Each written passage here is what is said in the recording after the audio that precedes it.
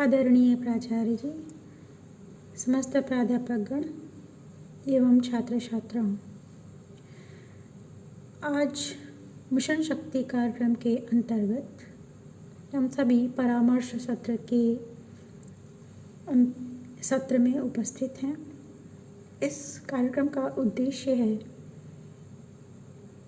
कि जो छात्रा अपने आप को कमज़ोर, निर्बल या दीनहीन समझ रही है, क्यों समझ रही है, उसका कारण क्या है, उसे जानने और समझने के लिए हम सब यहाँ एकत्र हुए थे।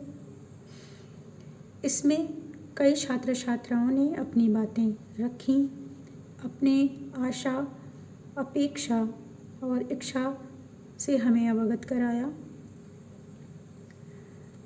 आज के समाज में इसके लिए दोषी कौन है? निश्चित रूप से इसकी शुरुआत परिवार से होती है, जहाँ भेदभाव के द्वारा लड़कियों में हीन भावना आ जाती है। लेकिन वह हर परिस्थिति के साथ सामंजस्य बिठाती है, संघर्ष करती है, लड़ती है और उसके हौसले कम नहीं हैं।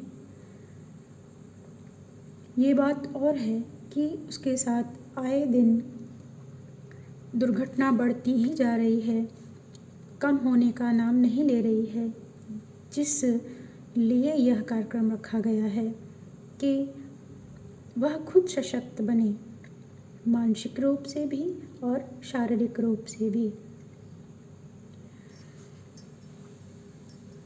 आज की नारी संघर्षरत है और किस तरह से वह समस्याओं को डट कर के सामना कर रही है, उसके हौसले किस तरह से बुलंदी पर हैं। वो कहती है कि जितना घिसती हूँ उतना निखरती हूँ, जितना घिसती हूँ उतना निखरती हूँ। परमेश्वर ने बनाया है मुझे कुछ अलग ही मिट्टी से, परमेश्वर ने बनाया है मुझे कुछ अलग ही मिट्टी से। जैसा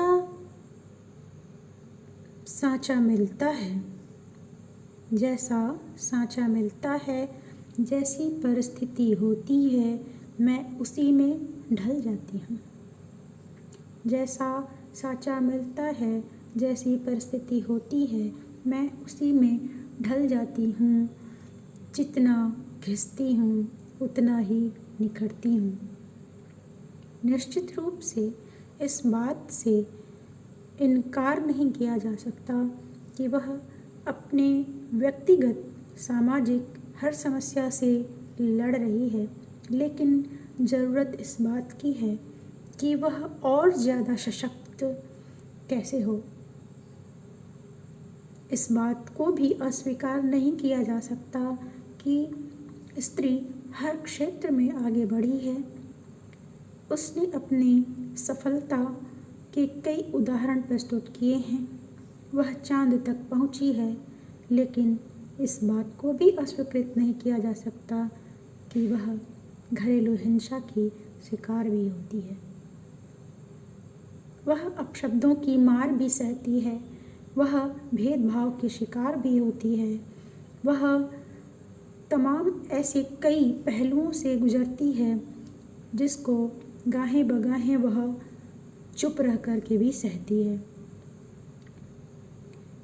अब यह मुहिम इसीलिए है कि वह चुप क्यों है। वह चुप रह कर के किसी भी परिस्थिति को बढ़ावा दे रही हैं, यह नहीं करना है। उन्हें अब उनका सामना और भी मुखर होकर के करना है। उन्हें शारीरिक रूप से मजबूत बनना है प्रशिक्षण के द्वारा, और मानसिक रूप से सशक्त होना है काउंसलिंग के द्वारा, परामर्श के द्वारा, लोगों के साथ के द्वारा, प्रेरणा और उत्साह वर्धन के द्वारा। आज के कार्यक्रम में इसी मुद्दों को लेकर चर्चा पर चर्चा हुई।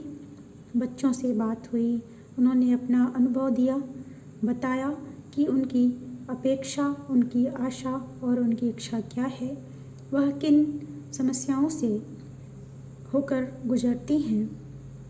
इस कार्यक्रम में सहयोग दे रहे समस्त प्राध्यापक बंधुओं को मैं धन्यवाद देती हूँ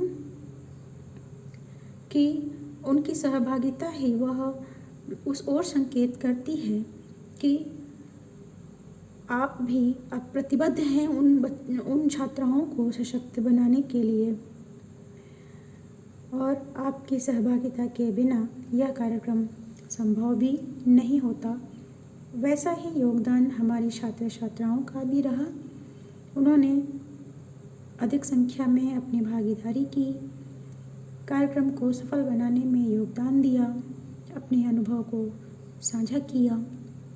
इस कार्यक्रम की प्रेरणा हमें प्राचार्य जी से मिली। उन्होंने अपने निर्देशन और अपने परामर्श के द्वारा हमें कार्यक्रम करने की प्रेरणा प्रदान की और अपना आशीर्वाद दिया। मैं उनके प्रति हृदय से आभार व्यक्त करती हूँ। मैं समस्त प्राध्यापकों की आभारी हूँ उनके बहुमूल्य समय को देने के लिए। मैं छात्र छात्राओं की भूरी भूरी प्रशंसा करती हूँ कि उन्होंने इस उद्देश्य की गंभीरता को समझते हुए अपना योगदान दिया, अपनी सहभागिता सुनिश्चित की, और यह कार्यक्रम उनके लिए ही है। उनके होने से ही यह कार्यक्रम है, उनके न होने से इस कार्यक्रम का कोई अर्थ नहीं रह जाता। इसलिए सभी छात्र छात्राओं को विशेष रूप से धन्यवाद। मैं कार्यक्रम की प्रभारी संचालिका डॉक्टर शफालिका राय को धन्यवाद देती हूँ कि उन्होंने अल्प समय में कार्यक्रम की रूपरेखा तैयार की और इसे सुनियोजित ढंग से अंजाम तक पहुँचाया। मैडम को बहुत बहुत धन्यवाद।